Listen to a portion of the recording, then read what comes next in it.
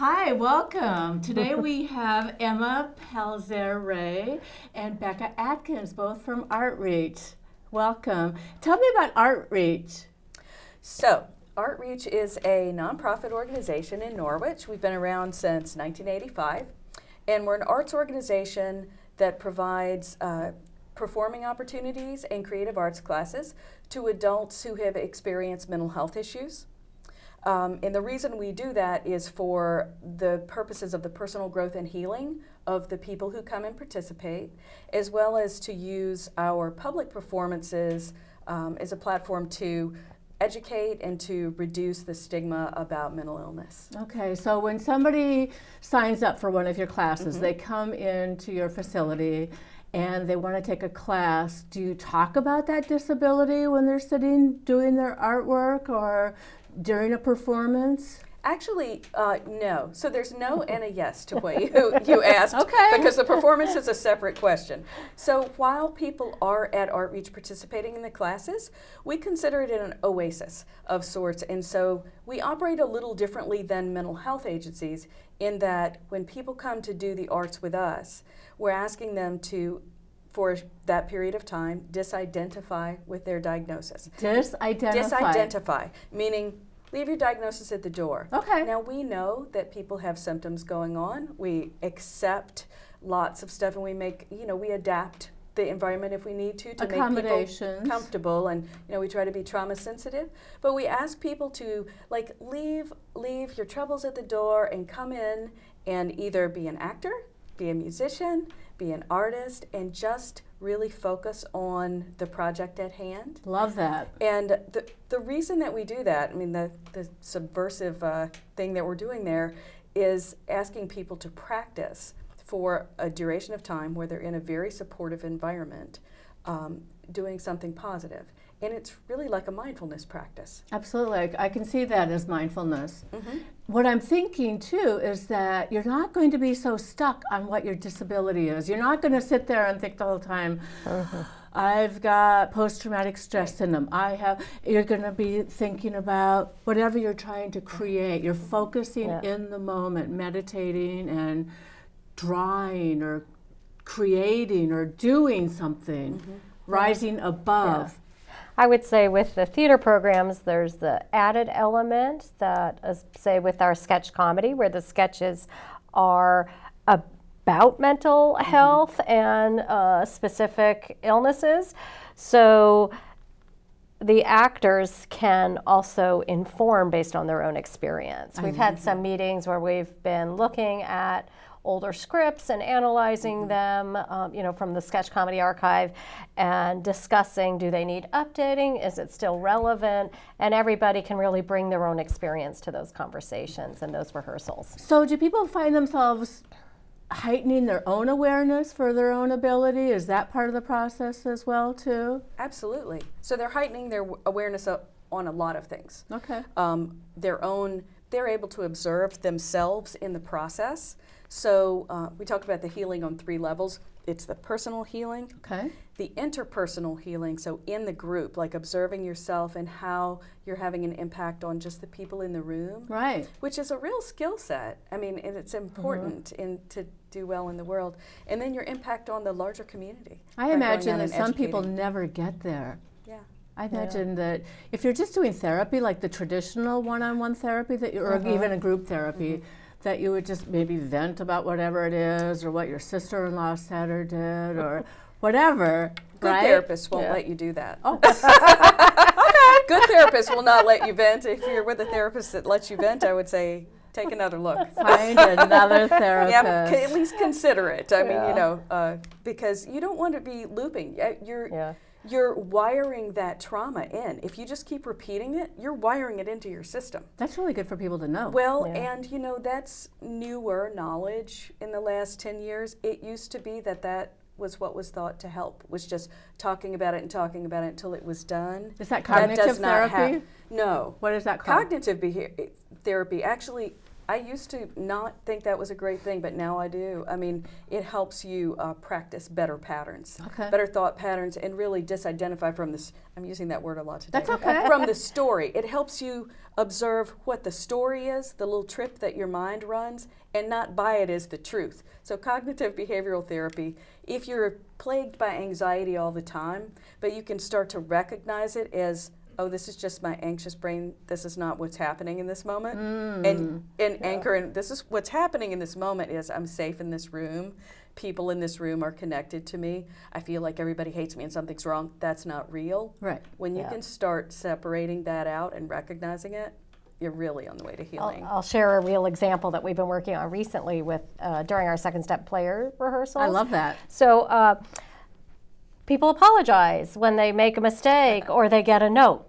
That's not particular to second step players. That happens in rehearsals all the time, right? Because it's the nature of a director's giving you a note of how to improve or do it differently or better, right? So an instinct is to say, I'm sorry, I'll do it better next time. And we have rehearsals where we say, no apologizing today. It's not allowed. You can't apologize. So we've started to, from an improv exercise we've been doing, whenever somebody feels the instinct of saying, I'm sorry, I know I did that wrong, we've taught them to stop and instead say, ta-da, and move on. Otherwise, well, you have to give yourself permission, I think, to take that risk and to learn and to grow. Right, and that's part of the process in rehearsing theater, is to take feedback, good or bad, right? Negative or positive, take that feedback and apply it.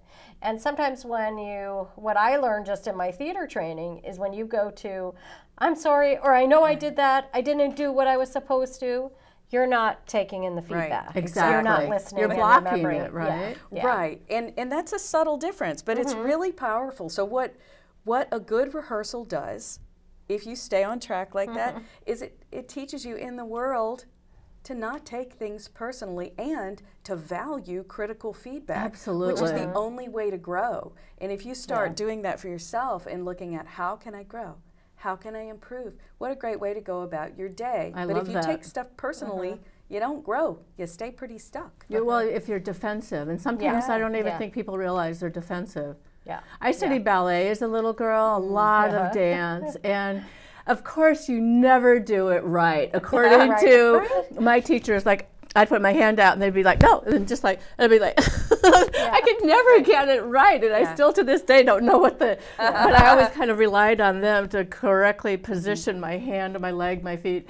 And I thought I was a pretty good dancer, and I enjoyed it, regardless of what my performance level was. But you can always get better. You can always get better. Of course, of course. Especially with the arts. I mean, look, there's a really wide curve there. Absolutely. Well, I love that you do that, and that people are accepting of that feedback and allowing themselves to grow.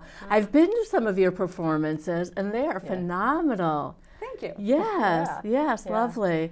We've had a lot of fun putting the second step players back on their feet this past year. It's been a real gift to have our staff doubled in size this year. So instead of 2, we have 4, and we were able to add Emma and Corinne Esty, and they have come in with some fabulous theater skills. So for a while, we've been a little bit limited in focusing on stand-up comedy, which is a great tool. We're glad we have that, but the sketch comedy requires more of our bandwidth to put together. You know, we've got rehearsals with lots of people, and because we provide transportation for our program members to everything we do, it really takes a lot of time just to do one single rehearsal. And we do lots of rehearsals, longer than you might do in a community production for a show.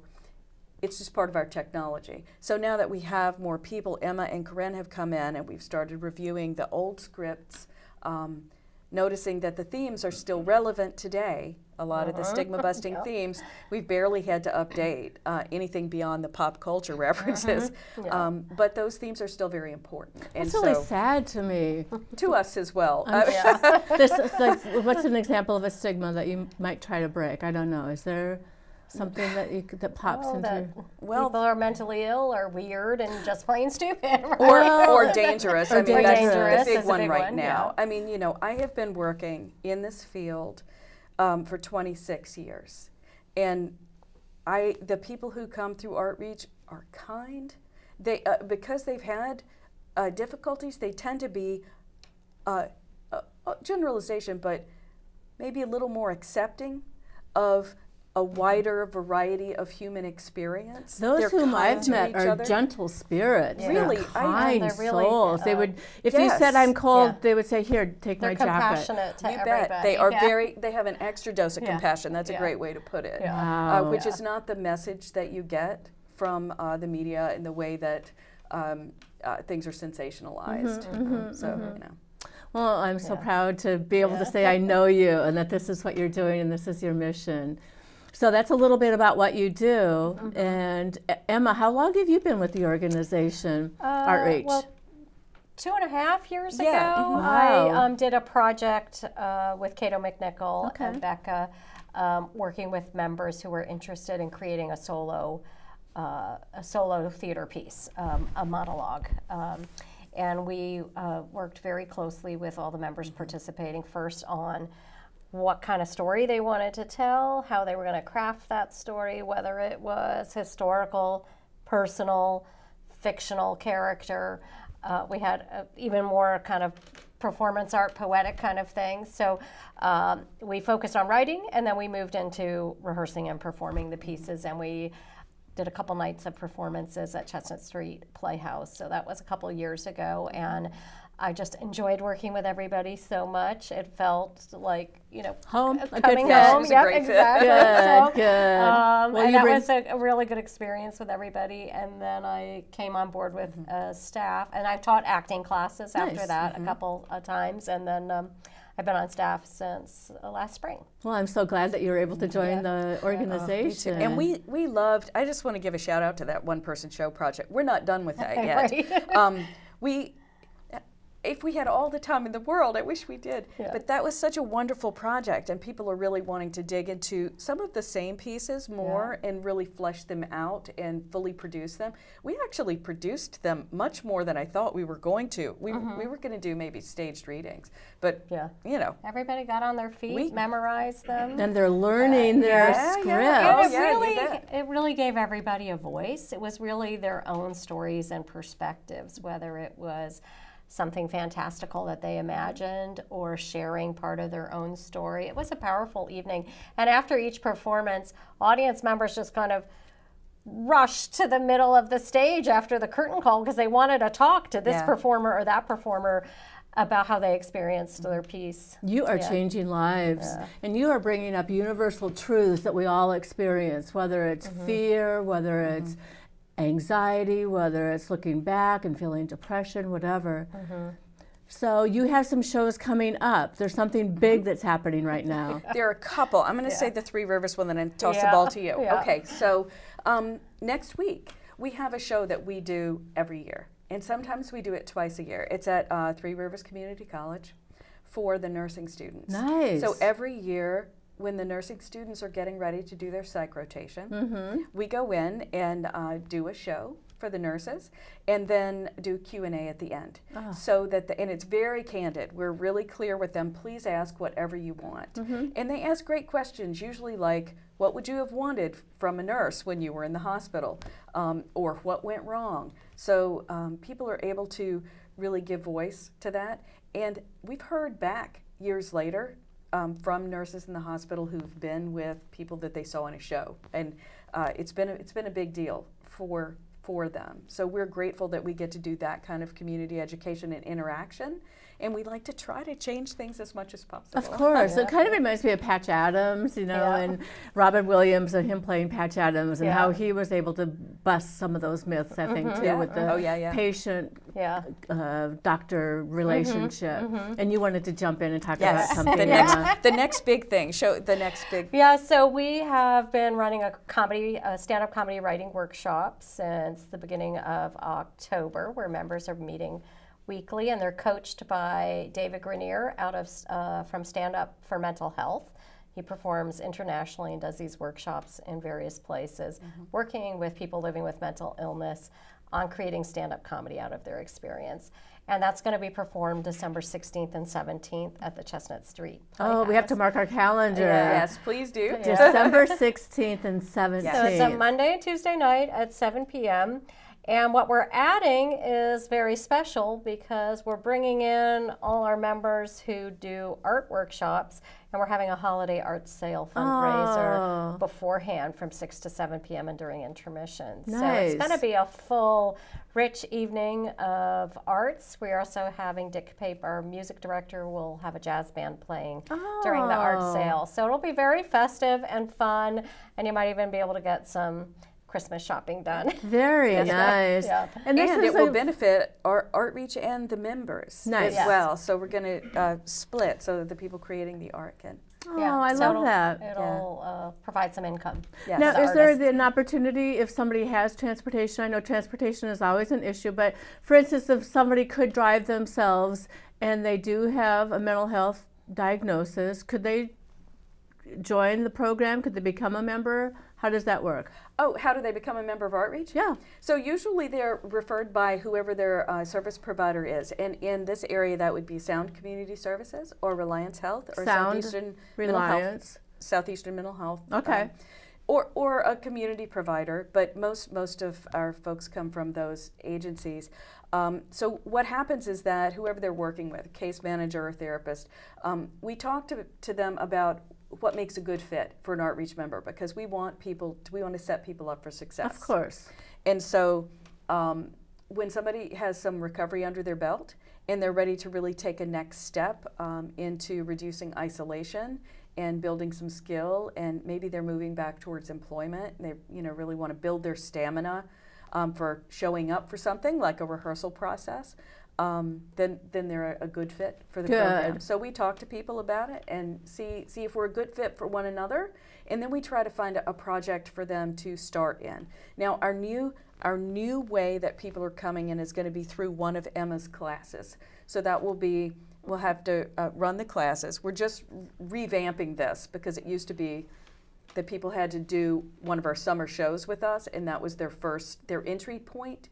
The entry point is now going to be a class to sort of orient people to the routine, the culture, and make sure they're a good fit. Nice, that sounds great. Yeah. Now, is there a website that people can go to? How would we find you? Yeah, information is on artreachheals.org. Okay. And if you're just searching for ArtReach, put in ArtReach Norwich, Connecticut. Because there are organizations across the country called ArtReach. But they're not nobody affiliated. doing what we do. That's right, nobody doing what we do. And somebody I was talking to the other day, and they said, oh, it's just an art therapy program. And I was like, no. It's actually not, and I can separate for you. Okay, please tell me. So there is art therapy, drama therapy, music therapy. We do not do any of those at ArtReach. Those are very valid modalities of psychotherapy. That's not what we're doing. What we're doing is the arts for healing, but we're not processing issues. So as I said, people leave their diagnosis at the door. If they were doing art therapy, they would be doing art about an issue they were trying to process. Got it. We actually don't do that because, frankly, I don't want to wire somebody's trauma to their art. I want to wire their health to their art. I love that. So they're both good, but they're very separate approaches. So. Yeah. So like in rehearsal, it's really kind of about providing some normalcy, and this is a real life, especially working with Corinne and I now. We're coming with professional theater experience. Yes. We present a rehearsal room as it would be and say, here's the practices we're going to do. We're going to warm up. We're going to warm up our bodies, warm up our voice. These are the expectations, and we're setting that kind of real life experience and leaving everything else at the door. There's no excuses for this is, and yet at the same time, we understand where people are coming from and that somebody may be having a bad day. Of course. Or somebody's having a good day. And we just accept that and care for each other in that space, but we don't make a big deal about it, right? You know, it's not what we end up talking about. That's not our focus. Our focus is on the task at hand, and we have a pretty high bar, and the thing is, if you set the bar high and it's something people want to do, and then you provide the support to help them reach the bar, they're gonna, and it works. That's just, I love that. You guys are just doing amazing things. We talk about raising the bar. You attended this show at the Hartford Fringe Festival. I did. The first ever Hartford And that Fringe was Festival, phenomenal. Which was a big, we were preparing people. This is what a Fringe Festival is. This is what it's going to be like. We got to get to the theater. We have 15 minutes to unload everything, get the stage set up. We perform. We got to get out of there. There'll be an audience of people who, some might know us, others will have no idea where we're coming from. It's it was on a real theater with sets and lighting, and it was really a fun experience and a good amount of challenge for everybody. Yes. Well, I think it is a challenge. Yeah. I think anytime you get up on stage and start performing and doing what you want to do, you maybe get gun shy or whatever the expression might be, stage fright, and you shy away and you're not able to do that. I have to tell you, I did come to that show, brought my family. My daughter lives in New York and my son-in-law, and they loved it. Oh, good. Good. Yes, they loved it. And they see shows on Broadway, off-Broadway. They're in New York, so they see some of the best that there is. And they thought, this was good. They laughed out loud, and they loved the script. So whatever you're doing, keep doing. So thank you for that. Thank you. I think sometimes people do assume that because we're focused on the healing, that we're not focused on the artistic quality, and that's not so. We're actually equally focused on that. So we don't expect somebody to be a professional actor, but we absolutely still focus on the quality of that show, and I'm proud of the quality as well as the process. You should be. You should be really proud. Do you find, as the director, Emma, I'm curious about this, do you find that the ArtReach members are different than general population that you've tried to direct or coach? I've said this to Becca. I was like, if you've worked with actors at all, and I'm an actor myself, so, if you've worked with actors at all, it's no different, because actors all bring their own agenda, idiosyncrasies, and their ego, own learning styles, Yes. their own things that they're self-conscious about to any rehearsal room. And, it's about creating that safe space, whether it's the professional rehearsal process, ArtReach, community theater, right? You really want to create a safe space where people feel safe to explore whatever material they're working on. I would think that the members might actually be better. Not so, I agree. Not so hung up on I'm the prima donna or whatever. Well, they've had a lot of practice in really managing their ego in a very Zen fashion. A lot of people have worked with us for a lot of years, and we've deliberately done things like forced people to share roles so people don't get attached to this is my part and I'm doing it, or have a divitude thing where they're going to go off and warm up by themselves and not with the group. We've had a lot of practice in we are a team, we are doing this together. The improv skill of you make your partner look as good as possible. So really we're trying to work on an equal playing field. And that trickles down to everybody loads up the van, everybody unloads the van. We work together. We have a meal together after the show. Nice. If that's, the type of day it is. So you develop a community. Looking out for each other, making sure everybody got back to the car. Of everybody knows course. where we are. So it's very much an ensemble. And not at all. There's no room for ego. Anywhere. And you've gotten some awards for this kind of work, I would imagine. Recently. Tell us. Becca's really been recognized. Oh, what's going on, Becca? This has been a great year. It started about this time last year with an award from the Norwich NAACP. Nice. And then Connecticut Office of the Arts named me a Connecticut Arts Hero. This is all for work with second step players, so I feel like it's all shared with the whole group. Absolutely. And then most recently, two organizations, Keep the Promise and CHRO, Connecticut Human Rights, have given us awards for using the media for social change, considering live theater media.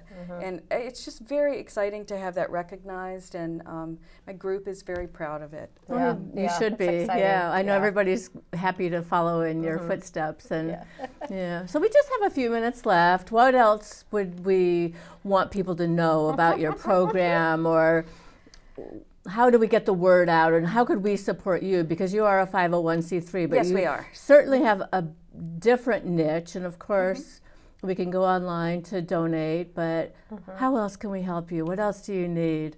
I do need to say quickly that it's not just theater. We haven't talked about the music program because we didn't have a lot of time. But we also have a music program that runs year round. We have a jazz group that plays at art shows. We do art shows in the community. So there are lots of different ArtReach projects that you might run into. Music, art, theater. And theater would be second step players or the stand-up comedy. Okay. But we also have a recreation program. Nice.